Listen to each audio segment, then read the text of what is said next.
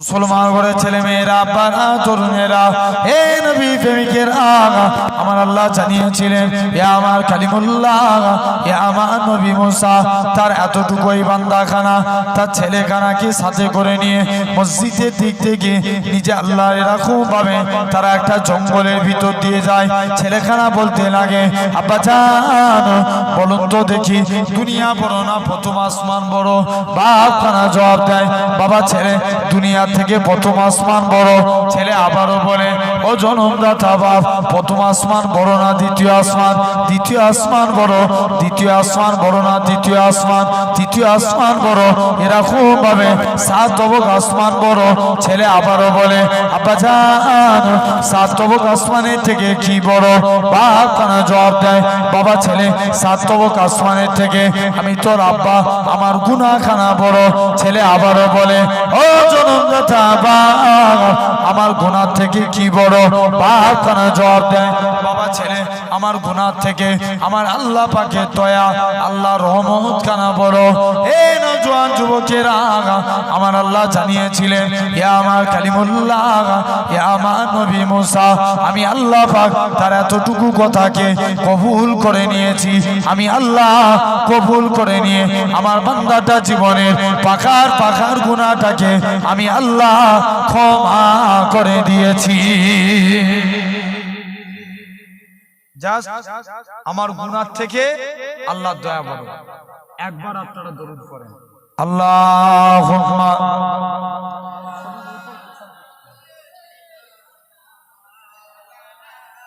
বক্তা দরকারে ফিডব্যাকে সাউন্ড দিয়ে রাখো, এমনি তো গলা বসা আছে তার উপরে আরো কষ্ট।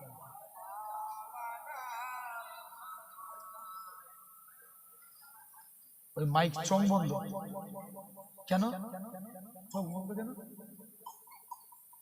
প্রবলেম? আচ্ছা আচ্ছা আচ্ছা আচ্ছা পারমিশন নেই। আলহামদুলিল্লাহ জেনে রেখে দেন।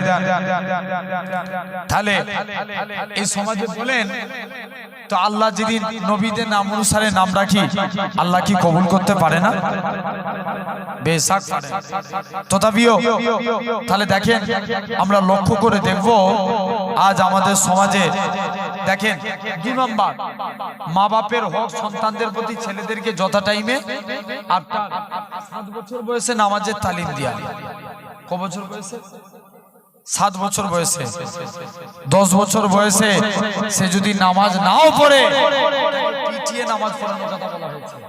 আচ্ছা বলুন তো সব বাপ নয়, আমরা সবাই ছেলেদেরকে বলি বাবা তুই নামাজ পড়, বলেন? বলি না? আল্লাহর ওলি সারফুদ্দিন রহমাতুল্লাহ আলাইহি হুজুরের আম্মা হুজুরকে একদিন জিজ্ঞেস করছে বাবা যাও তুমি আজকের দিনে এখান থেকে চলে যাও। কি ব্যাপার? আল্লাহর ওলি হযরতে সারফুদ্দিন রহমাতুল্লাহ আলাইহি মায়ের কাছে চলে গেলেন। মা জিজ্ঞেস করছে বাবা তুমি নামাজ পড়বে না? বাচ্চা ছেলে তো মাকে জিজ্ঞেস করছে মা নামাজ পড়লে আল্লাহ কি খাওয়াবে? মা বলছে বাবা তুই নামাজ পড় আল্লাহ তোকে মিষ্টি খাওয়াবে। জোরে বলবে না? মিষ্টি। ছেলে নামাজে চলে গেলেন। যেই সিজদায় গেলেন মা একটা চিনির পিয়ালা সামনে রেখে দিলেন। চিনিটা খেয়ে নামাজ থেকে ফাড়ে করে চিনি খেয়ে মাকে বলছে মা আমার নামাজ পড়া দেখে মনে হয় আমার আল্লাহ খুশি হয়ে আল্লাহ আমাকে চিনি পাঠিয়েছে, আমি কোনোদিন নামাজ ছাড়বো না। অনেকদিন মা চিনি দিয়া বন্ধ করে দিচ্ছে। ছেলেকে জিজ্ঞেস করছে বাবা তুমি কি আর চিনি খেতে পাচ্ছ? যখন দেখছে নামাজের প্রতি বাচ্চার মহব্বত বেড়ে গেছে মা চিনি দিয়া বন্ধ করে দিচ্ছে। ছেলেকে ডাকছে বাবা তুমি কি আর নামাজ আর চিনি খেতে পাচ্ছ? মা তখন বলে আব্বা মা শুনে রেখে দাও যে আল্লাহ আমাকে আগেও চিনি খাইয়েছিল আমার আল্লাহ ঠিক আগের মতনই আমাকে চিনি খাওয়ান। আরে তাহলে সেই জায়গায় আমি বসেছি। আমি আজকে আপনাদের কাছে একটা বিষয়ের উপর আলোচনা করবো। আগে সাময়িক কিছু কথা বলে নিচ্ছি। 3 নাম্বার মা বাপ সন্তানদের প্রতি হক হলো তাদের যথা টাইমে বড় হয়ে গেলে যথা টাইমে বিবাহের বন্দোবস্ত করা। তবে মা বাপ যাই করো তুমি সন্তান তুমি মা বাপের হক আদায় করো, আল্লাহ তোমার ইজ্জতকে বাড়িয়ে দেবে। সুলাইমান নবীর জামানায়, খুব মনোযোগ দিয়ে শুনেন, ওয়াজ শোনার জিনিস না বুঝার জিনিস? জোরে বলো, বুঝার জিনিস। বুঝলে আবু বকর, না বুঝলে আবু জেহেল। আমরা কার দলে থাকবো? আবু বকরের দলে। কারা হাত তুলে দেখাও দেখিনি একবার। তাকবীর দেন না? আরে তাকবীর। এটা দেগঙ্গা থানা তো। আল্লাহ শুকর, এই বছর আমি মনে হচ্ছে দেগঙ্গা থানায় 60% জলসা করছি। তো দেগঙ্গার এই আওয়াজ জোর করে দেন না? আরে তাকবীর। আলহামদুলিল্লাহ। তথাপিও আব্বা একটু মানিয়ে নেন। এসেছি অনেক কষ্ট করে, জানেন, শরীরও খুব খারাপ। ভেবেছিলাম যে আজকে প্রোগ্রামে যাবই না, আবার মনে ভাবলাম যে দিনের দিনে মানা করে দিই, কমিটির ছেলেগুলো ফেসে যাবে। বিশ্বাস করেন, আল্লাহ স্বয়ং দেখছেন। তারপরেও এবার ভেবেছি এক জায়গায় যাবো আর এক জায়গায় যাবো, দুটো প্রোগ্রাম আছে আজকে। আবার ভাবলাম কিন্তু আমাকে আমার আল্লাহর কাছে জবাবদিহি করতে হবে। এক জায়গায় যাবো আর এক জায়গায় যদি না যায়, জবাবদিহি করা লাগবে কার কাছে? আল্লাহর কাছে। তো সেই হিসাবে একটু কষ্ট করে ম্যানেজ করে নেন। তথাপিও আজকে আমরা এই সুন্দর জান্নাতের বাগানে বসেছি, তাহলে আমরা মেন জিনিস বুঝবো, ঠিক কি না? তো দেখেন, সুলাইমান নবীকে আল্লাহ ডাক দিলেন, যাও সুলাইমান, পানির নিচে গম্বুজ আছে, বার করো। সুলাইমান নবী জিনেদের বাদশা ছিলেন, তিনি এক জিনকে পাঠালেন, যাও, আল্লাহ বলছে পানির নিচে গম্বুজ আছে, তুমি গম্বুজকে বার করবে, যাও। সুলাইমান আলাইহিস সালাম একটা জিনকে পাঠালেন, কোনো গম্বুজ দেখতে পেলেন না, উঠে চলে আসলেন। আবার আরো শক্তিশালী জিনকে পাঠালেন, সেও গম্বুজ ফেরো না।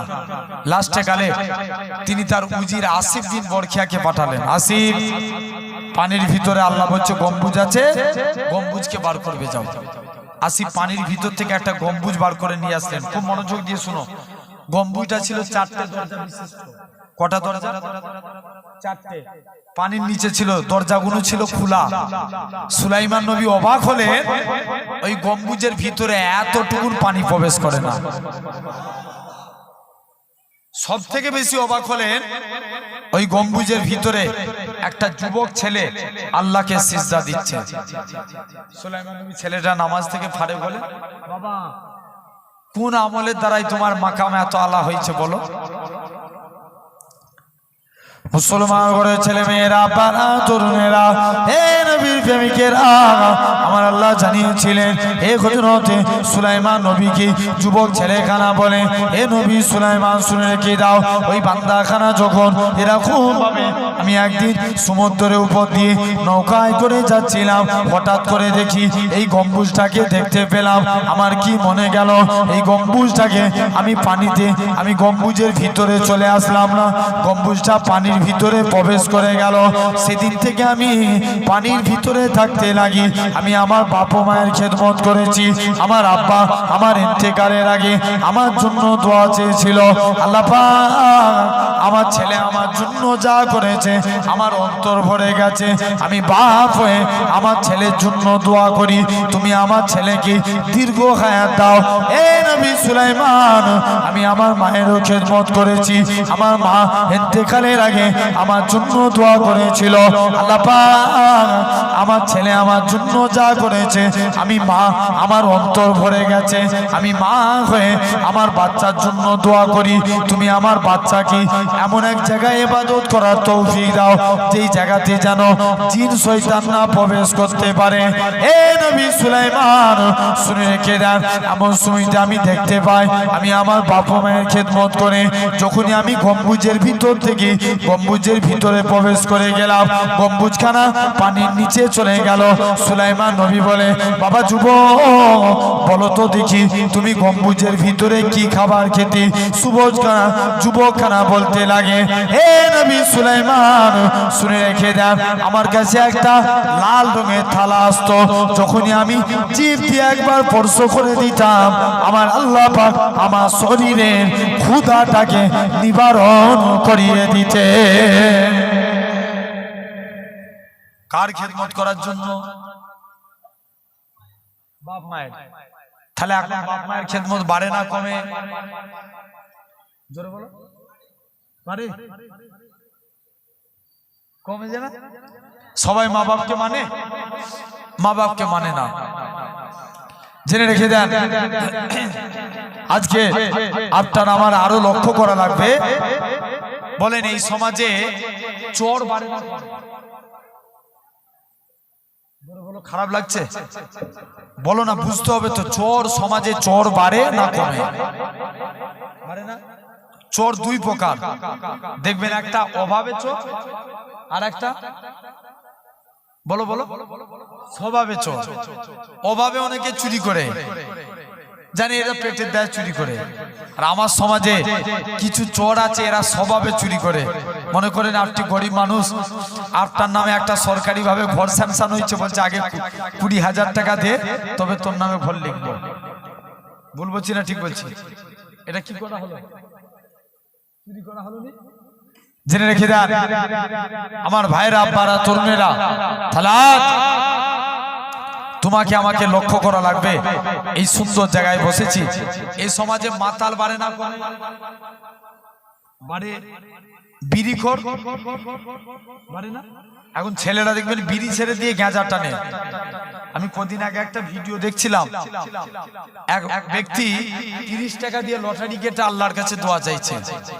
কত টাকা দিয়ে? 30 টাকা। আল্লাহর কাছে খুব দোয়া চাইছে, আল্লাহ 30 টাকা দিয়ে লটারি কেটেছি, দয়া করে 1 কোটি টাকা পাই দাও, তোমার আরো বেশি বেশি করে নামাজ রোজা করবো। কত বড় কপাল ফাটা হলে এই দোয়া চায়, খুব ভালো করে বুঝো তো। বলেন এই সমাজে সব বাড়ে, নামাজি বাড়ে? জোরে বলো। আস্তে করে কথা বললে হবে না, একটু সারাসরি আমার দিকে চেয়ে দেখো না। নামাজি বাড়ে বাড়ে না? নামাজি বাড়ানোর দরকার আছে না নাই? জেনে রেখে দেন আল্লাহ রসুলের একটা সাহাবী যুবক ছেলে রাসূলুল্লাহর দরবারে চলে গেছে। নবীর দরবারে যে চুপ করে বসে আছে। আল্লাহ নবী যুবকের দিকে তাকিয়ে মুচকে মুচকে হাসতে লাগলেন। ছেড়ে বলবে না? যুবক বাড়ি চলে এসছে, কাজ করতে যায়, মনে পড়ে রাসূলুল্লাহর মুচকি হাসি। জোরে হয় না? ঘুমাতে যাই, মনে পড়ে রাসূলুল্লাহর মুচকি হাসি। যুবক কাজ করতে পারে না, ঘুমাতে পারে না, বারে বারে নবীর নূর চাঁদ মুখখানা দেখতে চায়। যুবক দৌড়ে দৌড়ে আল্লাহ রসুলের দরবারে চলে গেলেন। মুসলমান ঘরে ছেলে মেয়েরা, পাড়া তরুণেরা, হে নবী প্রেমিকেরা, যুবক ছেলেখানা আল্লাহ নবীর হুজরা মুবারকে চলে গেলেন। ইয়া রাসূলুল্লাহ, হাবিবাল্লাহ, হুজুর আমি যখন কাজ করতে যাই আমার মনে পড়ে যায় আপনার মুচকি হাসি। হুজুর আমি যখন ঘুমাতে যাই আমার মনে পড়ে যায় আপনার মুচকি হাসি। হুজুর আমি কাজ করতে পারি না, হুজুর আমি ঘুমাতে পারি না, বারে বারে আপনার নূর চাঁদ মুখখানা দেখতে মন চায়। ও যুবকেরা, ও গোসাইপুরের মানুষের আমার আল্লাহ আমার রাসূলুল্লাহ বলেছিলেন কি চাও বলো। যুবকটা বলে, ইয়া রাসূলুল্লাহ, হাবিবাল্লাহ, হুজুর আপনার হাতখানা বাড়িয়ে দেন, আজকে দিন আমি যুবক ঈমানের কালেমা পড়ে মুসলমান হয়ে গেলাম। হুজুর মুসলমান হব, আমার একটা শর্ত আছে। কি? আমি নামাজ পড়বো না। কি করবে না? মুসলমান বলা যাবে? নবীর কাছে হুজুর মুসলমান হব, আমি নামাজ পড়বো না। আল্লাহ নবী বলছে এই ব্যাপার, যা তো যা মন চাই তুই করবি যা। সব বন্ধুরা নামাজ পড়ছে, বলছে আমি নামাজ পড়বো নি, যাই দৌড়ে দৌড়ে নবীর কাছে গেছে। হুজুর আমি নামাজ পড়বো নি বলেছিলাম না, তবে কথা দিচ্ছি নামাজ পড়বো, কিন্তু আমি উজু করবো নি। কি করবে? উজু আগে না নামাজ আগে? আগে উজু। হাদিস পাকে এসেছে আল উজু মিফতাহুস সালাত, উজু নামাজের চাবিকাঠি, আর সালাতু মিফতাহুল জান্নাত, নামাজ আল্লাহর জান্নাতের চাবি। জোরে বলুন। খাওয়া আগে না নামাজ আগে? ঠিক করে বলেন। কি বলবে? হুজুর তুমি চুপ করে ওয়াজ করবে করে এত জিজ্ঞেস করে কেন জ্বালাচ্ছ, এই রাগ করছেন? আমি আমার বাপ আবারও বলছি, বুঝানোর জন্য বলে যাচ্ছি, আপনার মনোযোগ কোন দিকে থাকবে? মনোযোগ নাহলে এখন দেখবে কত শতা আছে হুজুরের দিকে মুখ করে বসে আছে, চোখ হুজুরের দিকে, মুখ হুজুরের দিকে, মাইন্ড যদি অন্য জায়গায় থাকে, এই জায়গায় বসে কিছু লাভ হবে? কিচ্ছু লাভ নাই। তাহলে আমাদেরকে মেন জিনিস বুঝে আমলের নিয়েতে ওয়াজ শুনতে হবে। বলেন ইনশাআল্লাহ। খবর নিয়ে দেখো, আমি এই জায়গায় বসে আছি, ১৫০০ বছর আগে এই জায়গাতে রাসূলুল্লাহ বসেছিল। আরো চিল্লা হয় না? জেনে রেখে দেন। তথাপিও তাহলে আমরা আপনারা যেখানে বসে আছেন সাহাবা হুজুররা বসেছিল। মুসলমান করে ছেলে মেয়েরা, বানা তরুণেরা, হে নবী প্রেমিকেরা, তুমি আমি যেই জায়গায় বসে আছি এই জায়গাতে স্বয়ং রাসূলুল্লাহ বসেছিল। আপনারা যেখানে বসে আছেন সাহাবা হুজুররা বসেছিল। আমি যেখানে বসে আছি সাহাবা হুজুররা বসেছিল।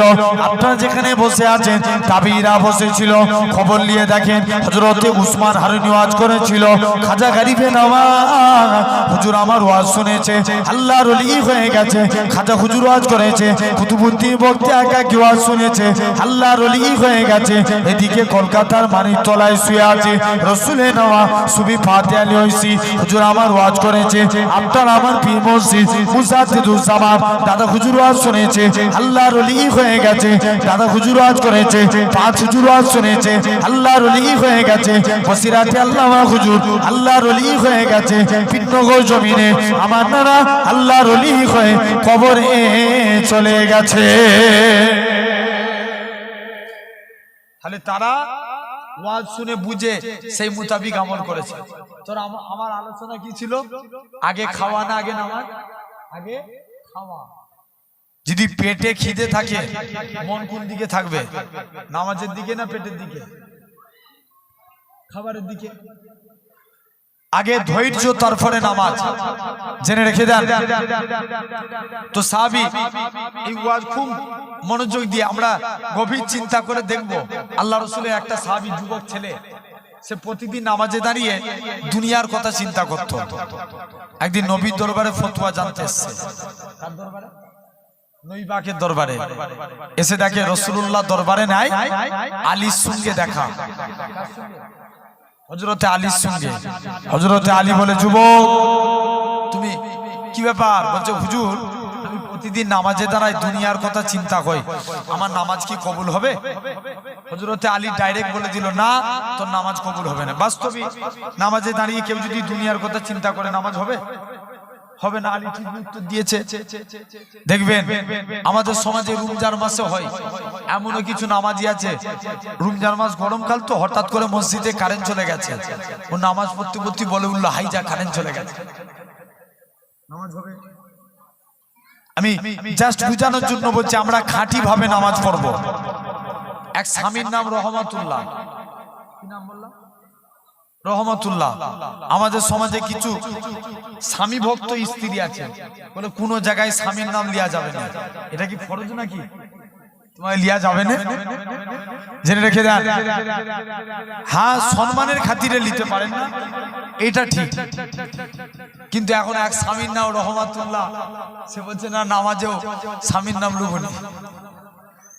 এখন সালাম ফিরাচ্ছে, কি বলবে? আসসালামু আলাইকুম। কথা বলো না, আসসালামু আলাইকুম রহমাতুল্লাহ, জেনে রেখে দেন। কিন্তু না বলে বলছে আসসালামু আলাইকুম সাদিয়ার আব্বা। নামাজ হবে? তাহলে আমরা ইখলাসের সঙ্গে আমরা খাঁটি ভাবে নামাজ পড়বো। তো আলী ফতোয়া দিয়ে দিয়েছে, যুবক ছেলেখানা চলে গেছে। বলছে যাই, যে দেখি দৌড়ে দৌড়ে হযরতে আলীর কাছে চলে গেছে। আলী, আমি নামাজ পড়তে দাঁড়াবো। আলী বলো। আল্লাহ রসুল আলীকে পাঠিয়ে দিয়েছেন, মনোযোগ দিয়ে শুনো। আলী নবী ডাক দিলেন, বাবা আলী, যাও তুমি উজু করে এসো, 2 রাকাত নামাজ পড়বে। আমি রাসূলুল্লাহ তোমাকে একটা চাদর গিফট করব। জোরে বলবে না? আর একটু চিল্লা হয় না? কি দিবে? চাদর দিবে। হযরতে আলী নামাজে দাঁড়িয়ে গেলেন। প্রথম রাকাত নামাজ পড়ছে, খুব মনোযোগ দিয়ে নামাজ পড়ছে।